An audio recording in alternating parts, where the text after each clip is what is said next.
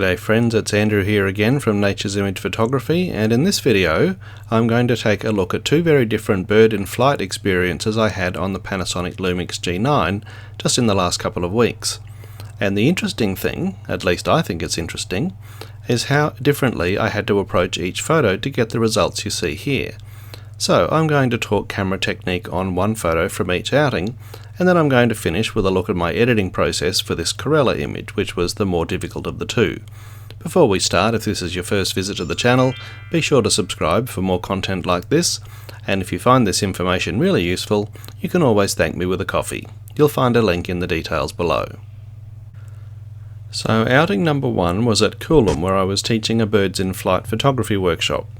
People who follow my channel will know I've made a couple of videos here before. We were lucky on the day to have a very cooperative osprey that treated us to over a dozen flybys over the course of the afternoon, so we had plenty of chance to practice.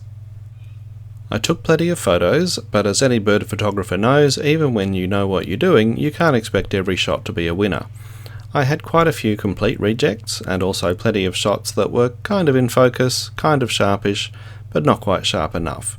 But I'm happy to say I managed to get some keepers, and I'm showing a few of them here.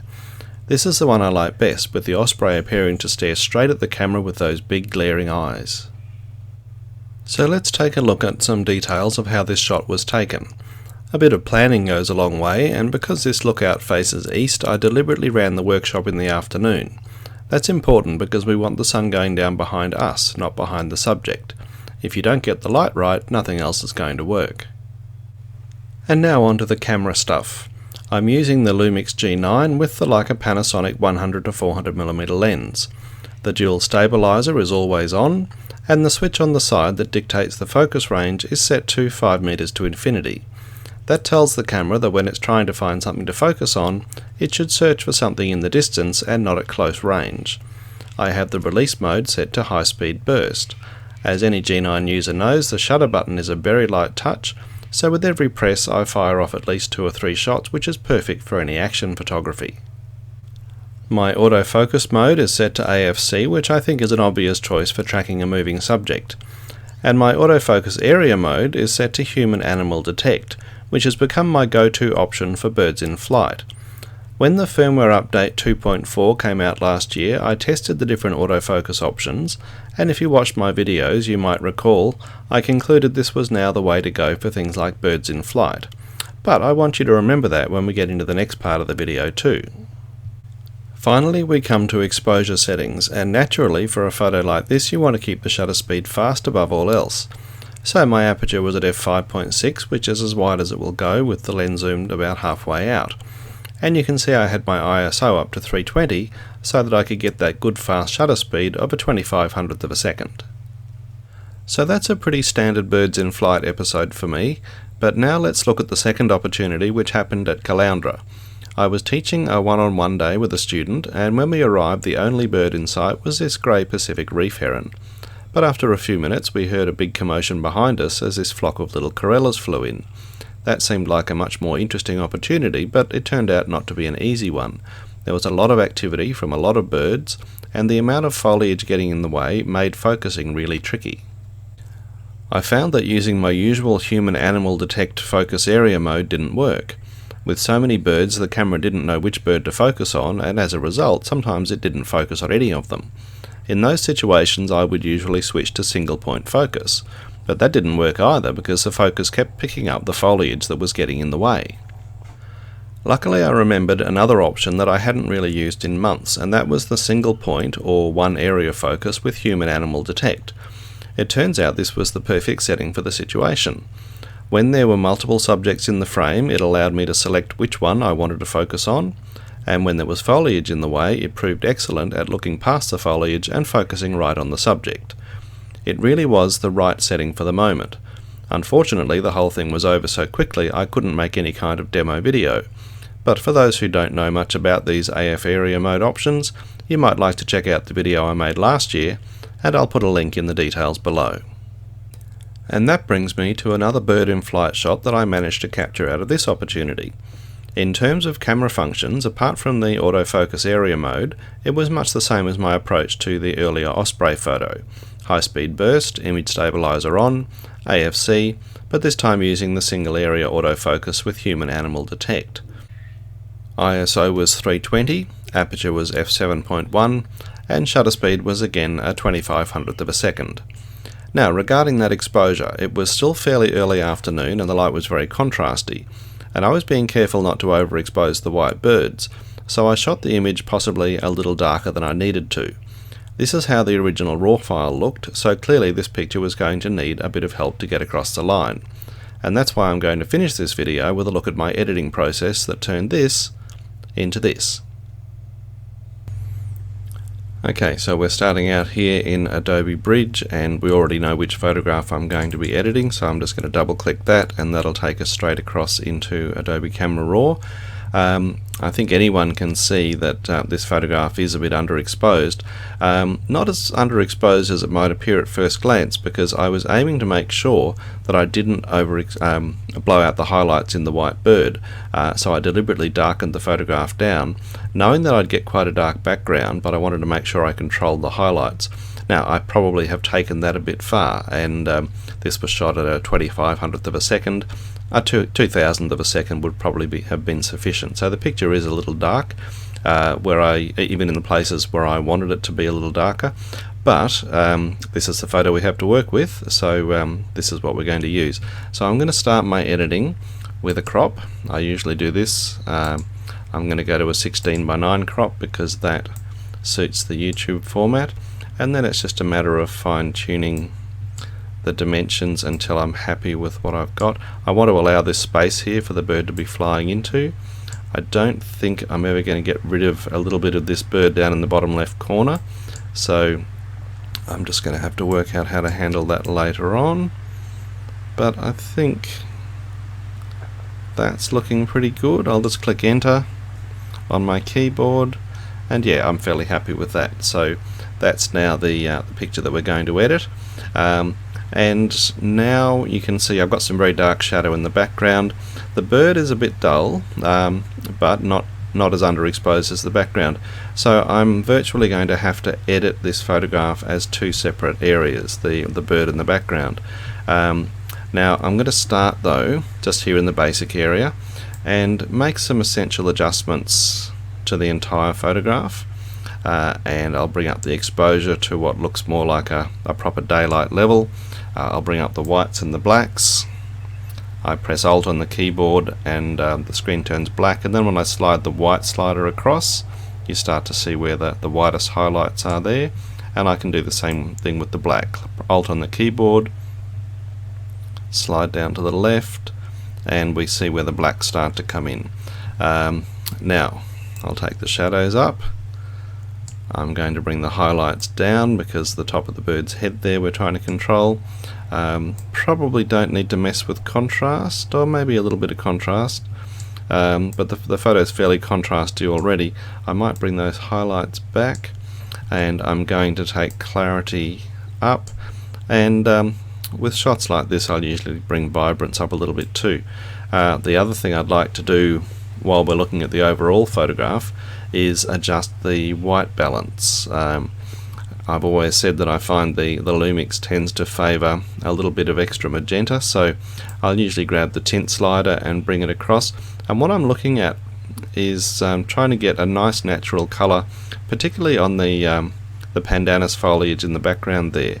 I want it to look like a natural lifelike green, and I'm also going to, on that note, bring temperature up a little bit, and that gives the nice daylight colour on the foliage there. It's actually making the bird look a little bit yellow too, and the birds do have a little bit of a yellow hint in the wings, but maybe that's taking it a bit far, but I think it looks good on the leaves, so I'm going to leave my temperature there for now, and now I'm going to start looking at the background and the bird as two separate sections of the photograph that each need their different approach to the editing from here. So I'm going to start with working on the bird, and to do that I'm going to use this fairly new addition into Adobe Camera Raw, which is this masking area. There's a selection I can make just called Select Subject, and It's great for me because I'm not very good at making selections in Photoshop. This virtually does it for me, and it tends to do a pretty good job. I've used it quite a lot for my portrait photos, and it works nicely for some of the wildlife shots too. So do I want to make any changes to the bird? I'm going to maybe touch the exposure just a tiny bit more, but I want to bring up the shadows. I'll pull back the highlights a bit because we're just losing a little bit on the top of the head and the feathers there. What else can we do? I might take those shadows up a little higher, add some contrast perhaps and a bit more clarity. No, I'll leave the clarity where it is. You can see I'm very much making this stuff up as I go along. And I'm going to grab the temperature slider and bring it to the left a little bit just to pull out some of that yellow, because I think it's taken it a little bit far and it's making a mostly white bird look a little bit too much on the yellow side. So you can see I've only brought it down to -3. It's not a lot, but it's just enough in my mind to prevent it looking too washed out, too yellowy. Now that is a pretty good start on the bird. Now I'd like to have a look at the background, and to do that I'm going to do another new mask. This time I'm going to select subject. Again, it'll take a moment to process, but there's a difference. Let's just let that run its course, because I can come over here and click invert, and now instead of working on the bird I'll be working on the background. So this allows me to adjust the background now without affecting the bird, and the background was the area that was really washed out. So I'm going to bring up shadows. I want to add some contrast because when you brighten something up your shadows can look a little bit flat. So I'm going to add some contrast to that background. Maybe bring the blacks down because I'm trying to make it look natural. I don't want it to be a major distraction from the bird, but I do want it to look like it's the real thing. And let's bring shadows up a bit more. Often I'll settle for having a very dark background around a bird to really highlight the bird, but in this case I want to keep it looking more like the bird flying past real foliage in sunlight. So I'm not trying to go for an effect, I'm trying to actually make it look natural. The odd thing about editing is you try to edit your photographs in such a way that they don't look like they've been edited. So I'm trying to keep this as natural as I can make it. And so bring up a bit more shadow, but also add a bit more contrast. Bring the blacks down a little bit because that can be the thing that can make your photograph look a bit flat. And now I think we're getting pretty close to what I had in mind of how I'd like this photograph to look. Now if you want to check your progress, I can come down here and toggle, and that's where we started, that's where we are now. So it's actually done a pretty nice job.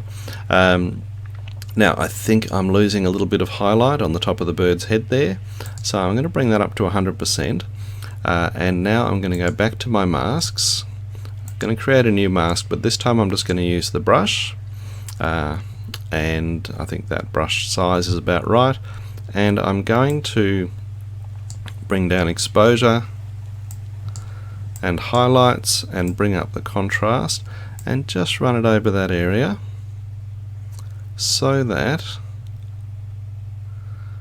that area doesn't look like it's just completely lost in a mass of white. Now I think that's gone a little bit too dull, so I'm going to bring that back a little bit. But now if we go back to the full view, before I do, I want to point out there's a little bit of chromatic aberration happening around some of the sharper edges in the photograph, so I'm going to work with that in a moment as well. So I'll go back to my full view.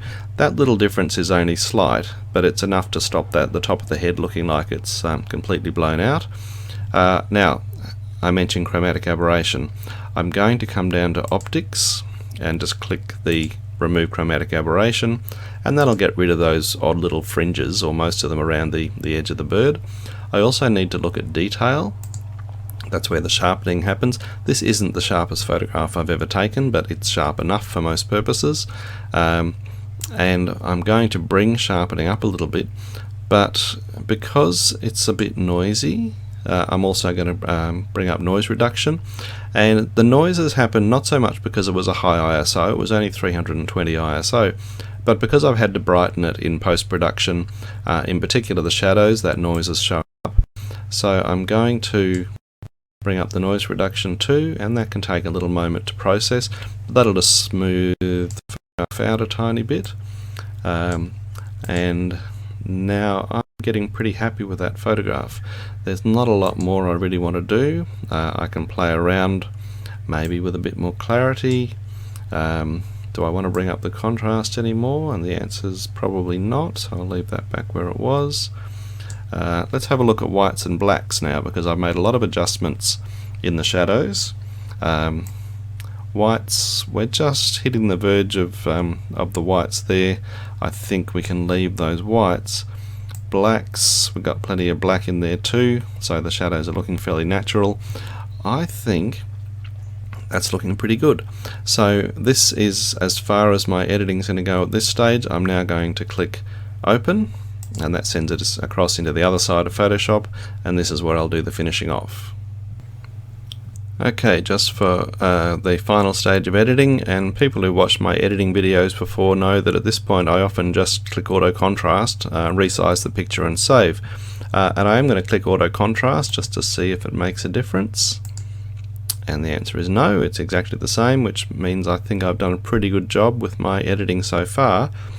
But I've got this area down here I need to deal with, which is the back of the bird, and I'd kind of like to get rid of that, and I didn't want to crop out that little bottom fraction of the picture. I thought it was looking a little bit unbalanced if I went too far, so I'm going to have to get rid of it. So I am going to send this photograph up to a 100% view, bring it across so that we can get a look at that corner, and here I'm going to use the lasso tool. I'm very lazy with my editing. I'm sure there's better ways to make selections, and there's probably Photoshoppers around the world who would look at this and wonder why I don't do it the way it should be done, but this will do it for me. So I'm just going there to I've made the selection. I'm going to right click and click fill, and I've automatically got content aware selected there. If I click OK, Photoshop's pretty good at figuring out what needs to go in that little part of the photograph. So if I now deselect, you can see I've gotten rid of that. There is just that little tiny area there, and I think for that I'm going to be lazy, and I'll just go back to fit on screen, and I think I will just crop that little tiny fraction out. So I'm going to come across, oh, got to go to a 16:9 crop. Okay, let's start that again. I'll come across from this side, and I'll just go down to where we're just going to miss that little tiny bit at the bottom, and maybe bring it across, and that's probably enough to just get rid of that tiny fraction that was left behind. So even a harsh critic now couldn't look at that and wonder why there's a little bit of white in the bottom left corner of the picture. So there's our final crop. I've already had a look at auto contrast, so all that remains now is to resize the picture and save it. And I will do one other thing. Image size 2560 is the size it'll go into the YouTube video in, so that's resized. And the very final thing I'm going to do, I'll bring it up to that 100% view. I've mentioned already this is not the sharpest photograph I've ever taken, so I think it's still sharp enough for my purposes, and unless this was going to be framed and hung on the wall, when it's only going to appear in social media or something like that, it's sharp enough. But just to be sure, I'm going to click Filter, Sharpen and Unsharp Mask, and then Photoshop will just do an automatic little quick little sharpen around the outlines for me, and I'm going to click OK. So that's my picture done, and now I'm going to save it. So File, Export, Save for Web, Save.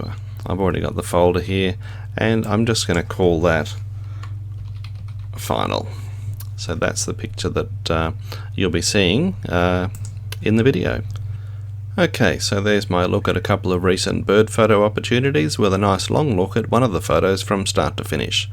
Once again, be sure to subscribe. I'm already dreaming up new ideas for more of these videos, so keep an eye out for what comes next.